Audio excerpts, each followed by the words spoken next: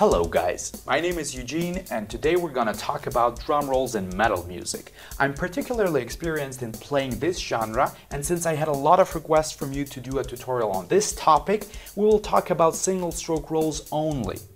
Note that this video will not be about creative ideas for drum rolls, for I'm not the one who should tell you what fits your music the best.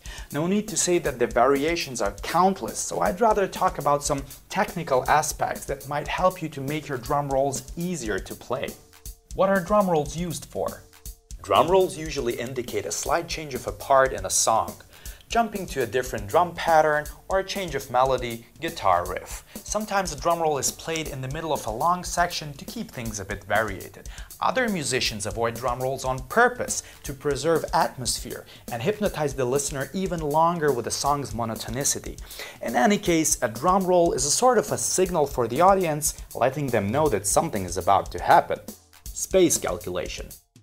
In case you do use rolls as a transition between two different parts, one of the most important things you'll need to focus on is what I will refer to as space calculation. The length of a drum roll and the end of a certain segment will depend on the time you got left before you need to jump to the next part. The longer roll you want to play, the sooner you'll have to start it. It is really simple. Here is a simple groove in 4/4 with drum rolls of different lengths.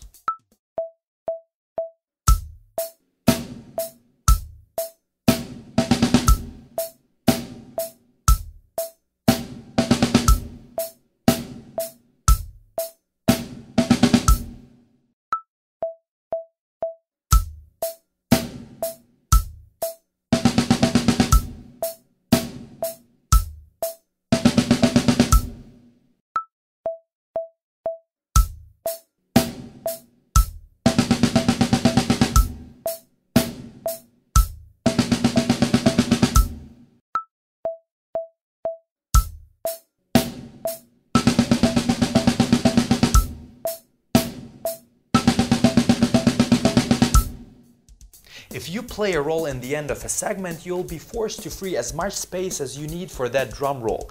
If you start the roll too early or too late, you might end up playing something like this.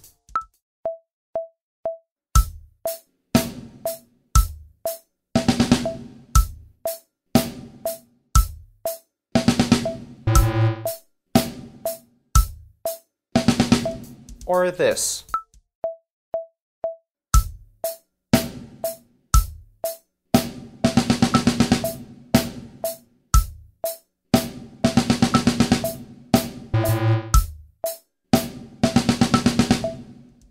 Playing rolls like this might sound creative, but since they completely ruin the proper transition between two segments, they're not really applicable in our case. With time and experience, you will learn how to calculate the required space for a roll far ahead, so you won't make these mistakes too often. No need to say that it is much harder to calculate the required space for a roll in faster tempos, because in that case you got less time to think about it. Constant flow. The second thing I want to talk about is the smoothness of your rolls. Let's assume that you're good at playing alternating 16th notes on a snare drum, being able to keep the strokes evenly spaced. Now, a problem that you might still face is the transition between different drums during a roll. This is a relatively common problem. Here is how it looks in an exaggerated way.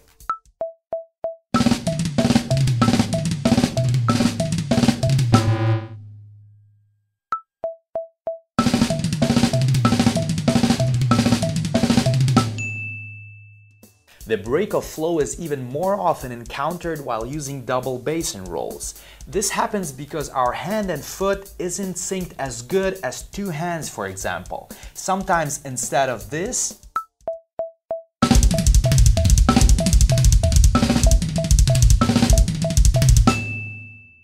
drummers play this.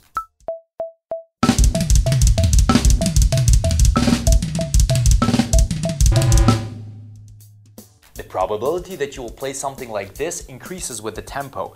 The reason behind this is that if, for example, you play a 16th note roll between snare and toms, the time you need to jump from one drum to another equals to the length of exactly 1/8 note for each hand, which is an awfully short amount of time. The faster you go, the shorter that 8th note is.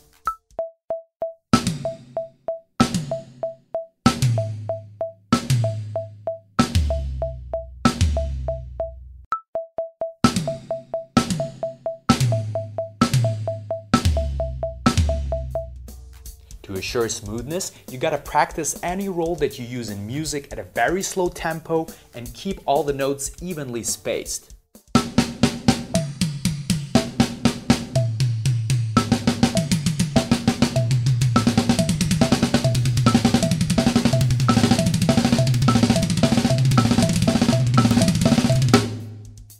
Importance of drum setup for playing rolls.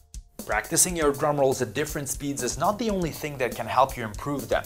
Setting up your kit in a proper way might be really useful too. A drum roll has another property that I like to call the reachability, which is the physical distance your hands travel to hit the next drum in the roll. The reachability depends on the positioning of your kit, like drum height, angle, and so on. Since our primary goal is to preserve flow during a drum roll at different tempos on different drums, let's assume you'll try to play the rolls as smoothly as possible.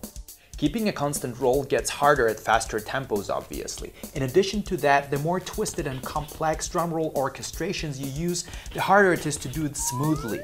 In order to maintain flow during a drum roll at higher tempos, you need to move your limbs faster, which means you'll use more energy for that.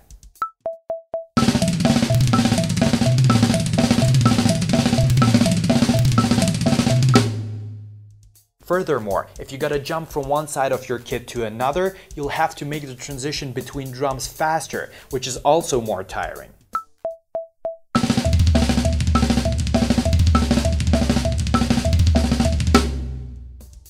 So the conclusion is, in order to maintain flow, you spend more energy.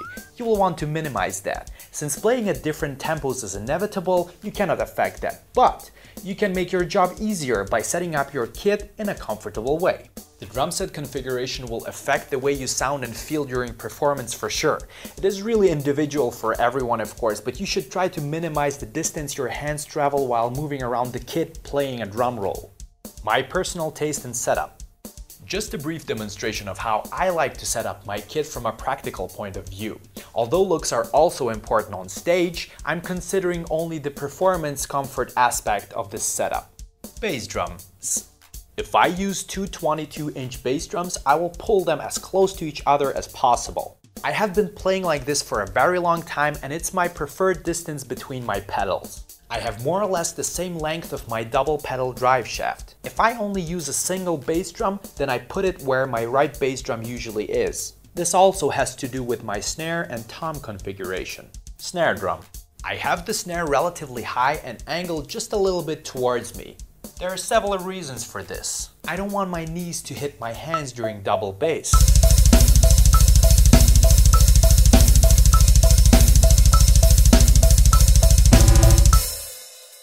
I usually lift my elbows while playing fast blast beats, for example, especially with fingers.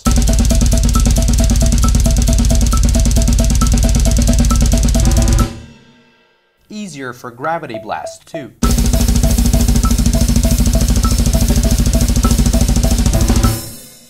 Disadvantage? Have to raise everything else higher too, in particular the hi-hat stand, which is not always possible.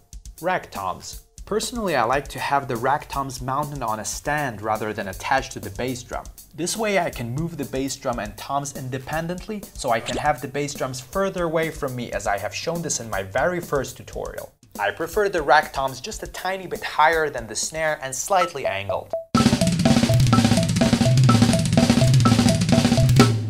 This way there is less chance I will hit the tom hoop while moving from the snare.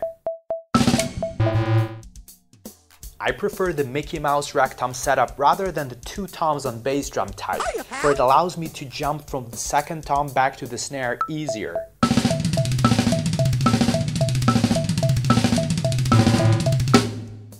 Floor toms. I try to avoid the ride cymbal covering a big part of my floor tom so I don't hit the cymbal while doing a fast transition to the floor tom.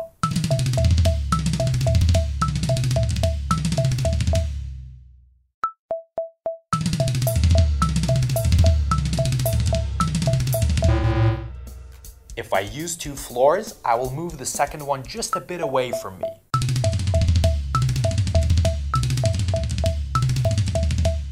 This way I don't have to turn my back too much when I move to the second floor. Unless you want to play at nightmare difficulty, do not use the second floor tom on your left side, for that is the ultimate back killer if you don't play rolls starting with your left hand, which I don't do.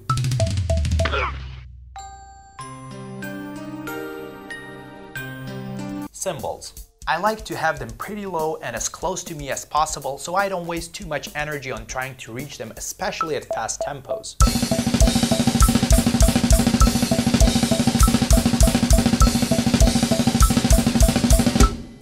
But unfortunately, there is a limit on how low you can set them, for you need to have enough space to hit the toms properly. Plus, you need to be aware of possible tom microphones. The further away the cymbals are from your tom mics, the easier it makes the sound engineer's job, so there is always a trade-off. As I said, this is just my personal taste in setting up the kit for playing extreme metal. Hopefully it gave you a slight idea and you can all try it out by yourselves. Epilogue. Drum rolls are not only essential patterns in metal music, but in other genres as well. If you're a fan of drum solos, then rolls are the #1 weapon in your arsenal. I really hope the tips I talked about in this video will help you to improve your rolls in some way.